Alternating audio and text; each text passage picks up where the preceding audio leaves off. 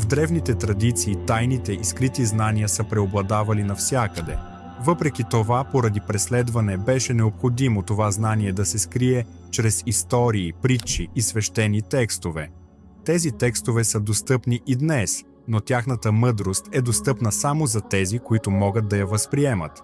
Дори в Библията има интригуващи улики за тези, които искат да погледнат отвъд буквалното. Сред тях фразата «Христос е във вас» разкрива една дълбока истина, показвайки, че Божият храм не е външно място, а всъщност е във вашето собствено тяло. Днес ще изследваме една тайна на предците, открита в много духовни традиции по света. Ще се задълбочим в техниката за активиране на епифизната жлеза или Христовото съзнание. Благодаря ви, че ме изслушахте. Това е активирането на Христовото масло или Христовото съзнание. В мозъка, в рамките на черепа, има място наречено клауструм, разположено в средата на главата. От клауструма се освобождава секрет, известен като гръбначно-мозъчна течност, която по същество е масло. Тази течност произхожда от главния мозък. В древността тази течност е била известна като Христос. Тази течност се движи от мозъка надолу през гръбначния мозък. Постепенно се спуска надолу, като в крайна сметка достига сакралния плексус, свързан с сакрума, втория най-долен сегмент на гръбначния стълб. Начинът, по който секретът се движи надолу по гръбначния мозък, за да достигне сакралната област, подчертава сложния и прекрасен дизайн на човешкото тяло. Гръбначният мозък по същество е продължение на мозъка. Това е микрокосмос на това как нашето съзнание е слязло от небето в физическата реалност и материя. Това е произходът на легендата за дядо Коледа.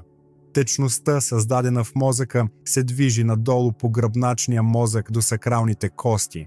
Това пътуване отразява дядо Коледа, пътуващ по комина, за да донесе подаръци, символизиращи даровете на съзнанието или Христовото съзнание, веднъж активирано. Всеки месец, когато Луната се изравни с позицията си при вашето раждане, се смята, че се създава зародиш или семе, което се засажда в слънчевия сплит. Разположен точно над сакралния плексус, той се смята за универсална творческа субстанция.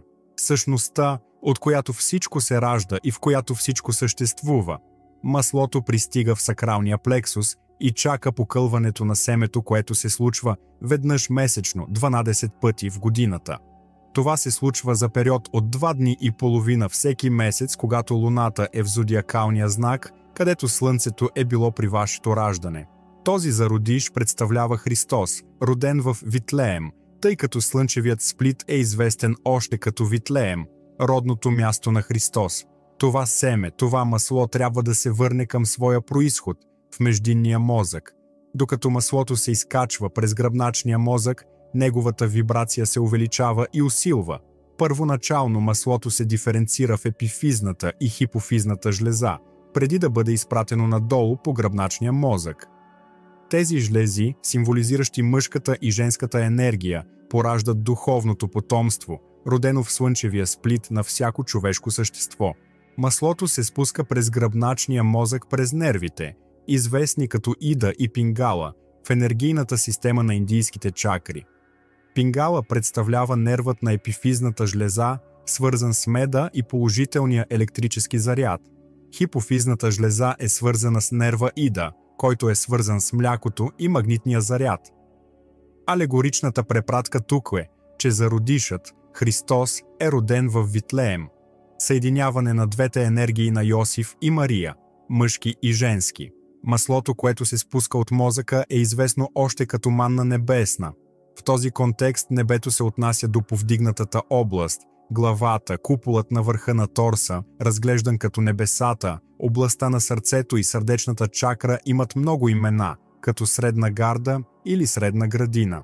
Генеративната област е била известна като Содом и Гомор, представляваща областта на желанието, животинското желание. Наричали го още Ада или света на плътта, докато Едемската градина и земята, в която текат мляко и мед, символизирали рая, който се намира отгоре. Всъщност епифизната жлеза произвежда жълта или златиста течност, подобна на меда, която съдържа диметилтриптамин DMT, а хипофизната жлеза отделя нещо много подобно на мляко. Затова се казва, че в райската земя тече мляко и мед. Ето как течността се спуска и достига до сакралния плексус, чакайки семето да покълне веднъж месечно, 12 пъти в годината. Ако успеем да трансмутираме това семе и да го накараме да се издигне през гръбначния мозък, то в крайна сметка ще достигне до продълговатия мозък, моста и мезенцефалона. Той ще пресече неясния нерв, известен също като пневмогастрален нерв. Неясният нерв се спуска от мозъчния ствол и се простира до различни органи, включително белите дробове и стомаха. Тази мрежа от нерви е известна още като дървото на живота. Както можете да видите, древните са разбрали, че семето, родено в Витлеем веднъж месечно, символизира Христовото съзнание. Чрез въздържане от практики, които изчерпват или изсушават това масло, като еякулация, лоши хранителни навици, стрес, отрицателни емоции и нездравословни навици, човек може да запази тази жизнено важна течност. Това запазване позволява на маслото да се изкачи през сърдечната чакра и чакрата на гърлото. Чрез практики като медитация, правилно дишане, балансирана диета и спокоен ум, човек може да издигне това масло на Кристи. Докато се издига, честотата на вибрациите му се увеличава, накрая пресича неясния нерв близо до горната част на гръбначния стълб, преминавайки през 33 прешлена. Това символично пътуване се изравнява с разпъването на Христос на 33 годишна възраст, когато маслото достига горната част на гръбнака. Той се среща с оптичния таламус, орган с форма на яйце, разположен в центъра на главата. Когато маслото пресече неясния нерв, това е известно като разпъване. Символизира смъртта на физическото съзнание. Тогава вие ставате дух. Вие въплъщавате Божието съзнание, активирате кундалини и регенерирате както тялото, така и ума. Маслото не се убива или унищожава, а по-скоро претърпява трансформация. В действителност силата му нараства, увеличава се до 1000 пъти и след това докосва зрителния таламус за 2 дни и половина, което е еквивалентно на лунен цикъл. Той остава инертен, изглежда сякаш е мъртъв. Тази фаза се оприличава на смъртта на Христос. Той остава в латентно състояние в гробницата, която в случая е малкия мозък. На третия ден се изкачва до епифизната жлеза, свързвайки малкия мозък с оптичния таламус. Той осветява както оптичния таламус, така и епифизната жлеза, централното око и това, което може да се счита за Божия трон. Той активира кристалите, обграждащи епифизната жлеза и събужда висшето съзнание, Христовото съзнание или Божественото съзнание. Тази област се намира в най-високата част на нашето тяло, храмът на живия Бог, жизнената и жива субстанция, която е проявление на диханието на живота, влято във всяко човешко същество. Това е Светият Дух в неговия най-висш израз. Епифизната жлеза е върхът на този храм. В древни времена оптичният таламус е бил почитан като светлината на света от египтяни и гърци, поради напредналите им познания по физиология и анатомия. Те разбраха, че това скъпоценно масло, спускащо се от клауструма, мозъка, диференциращо се в епифизната и хипофизната жлеза и спускащо се през гръбначния мозък, в крайна сметка ще се изкачи. Те разбраха, че с течение на времето това масло на Христос ще се издигне и че просветените същества ще улеснят изкачването му, за да осветят зрителния таламус. Христос, според древните, символизира възкресение и прераждане, което се случва във всеки от нас в подходящото време. Когато това масло е рафинирано и повишено, то се трансформира в жизнена сила, толкова мощна, че регенерира тялото. Триумфирайки над смъртта, това, което се случва вътрешно, е, че милиони мозъчни клетки, които са били спящи, внезапно се събуждат. Има практики и поведения, които могат сериозно да навредят на почвата, а оттам и на живота. Например, прекомерната консумация на алкохол и храна, както и неправилните сексуални практики в неподходящо време, могат да унищожат това семе, което метафорично се нарича ядене от дървото на живота. Древните разбирали, че дървото на живота символизира жизненост. Те знаеха, че изчерпването на това масло поради безразсъден начин на живот води до гибел на физическото тяло, поглъщайки цялата му жизнена същност.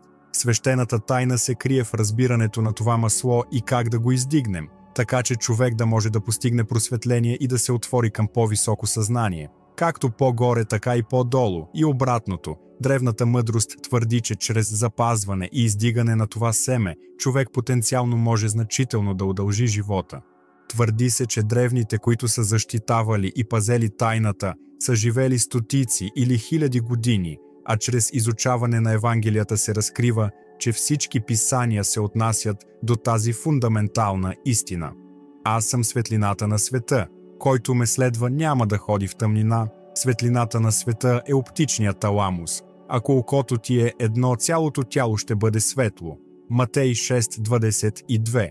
Бъдете прости в очите си, защото ако окото ви е тъмно, цялото ви същество ще бъде в тъмнина. Окото е светило на тялото. Ако очите ти са добри, цялото ти тяло ще бъде светло, но ако очите ти са лоши, цялото ти тяло ще бъде пълно с мрак. Матей 6:22-23. Това око винаги е било известно като третото око, духовното око.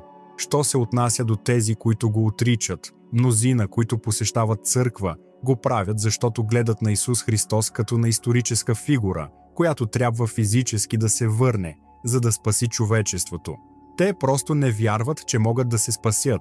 Те търсят Месия, Спасител, а истината е обратната. И това е, което апостол Павел има предвид, когато говори за свещената тайна на Христос вътре. Христос, който живее вътре, защото Божието царство е вътре, а не отвън. Наистина думите на Исус са ясни, когато казва: „Не гледайте навън, защото Божието царство не идва така, че да го видите с очите си.“ Можем да кажем, че Божието царство е вътрешно. Не е външен и не може да се възприеме само с поглед. Хората не могат да кажат: „Вижте, ето го“ или „ето го“, защото Божието царство е вътре във вас. Всичко е вътре в теб. Ти си Вселената. Божието царство е вътре във вас. Този процес за намирането му е вътрешно пътуване. Освен ако човек не може да повиши тази енергия и да издигне това масло през всички чакри, особено като се насочи към долните чакри, които се занимават с аспекти като сексуалност, завист, власт, алчност и богатство, човек не може да постигне истинска духовна трансформация. Да останеш постоянно настроен към енергията на долните чакри означава, че човек непрекъснато консумира плодовете на дървото на живота. Ето защо е толкова важно да се повиши маслото, позволявайки на човек да надхвърли нисшия ум. Нашата задача е да канализираме и издигнем маслото, Христовото семе, вътре, така че в крайна сметка да бъде разпнат в центъра на главата. Библията е богата на символика и алегория, и нейната истинска същност може да бъде разбрана като дълбоко вътрешно пътуване, а не просто като исторически разказ. В основата си той илюстрира процеса на духовна трансформация, символизиран от раждането, смъртта, възкресението и прераждането на Христос. Историята не е просто за историческа личност, а за вътрешна трансформация. Когато човек събуди Христос в себе си, той преживява дълбока промяна както на физиологично, така и на духовно ниво, което води до духовно просветление и себеосъществяване. Когато маслото достигне зрителния таламус, то стимулира генерирането на нова кръв в тялото. Докато този процес се случи, старата токсична кръв остава в нашите физически системи. За да настъпи изцеление, маслото трябва да се издигне до зрителния таламус. Това издигане реактивира милиони спящи мозъчни клетки и небесата, главният мозък, очакват завръщането на блудния син. Този процес не само улеснява физическото възстановяване, но води и до духовно обновяване. В резултат на това човек може да изпита висшия ум и ясновидството. Това знание има невероятна сила, но трябва да се приложи на практика. Нека не остане само теория. Опитайте го последователно в продължение на цяла година. Процесът е ясен. Наблюдавайте фазата на Луната, когато тя е в същия зодиакален знак, в който е било Слънцето в точния ви час на раждане. Всеки месец, по време на тази лунна фаза, забележителното масло се създава и секретира от мозъка и се спуска през гръбначния мозък до основата. За да го издигнете отново, трябва да повишите честотата си и да запазите семето си, жизнената си сила. Тази свещена течност поддържа всяка система в тялото ви, поддържайки вашата жизненост. Преждевременното освобождаване на тази течност може да намали енергията ви и да навреди на вашето благосъстояние. Запазването на вашето семе насърчава дълголетието и запазва основната ви енергия. Започвайки от точния момент на вашето раждане, пребройте 72 часа, което е 3 пълни дни.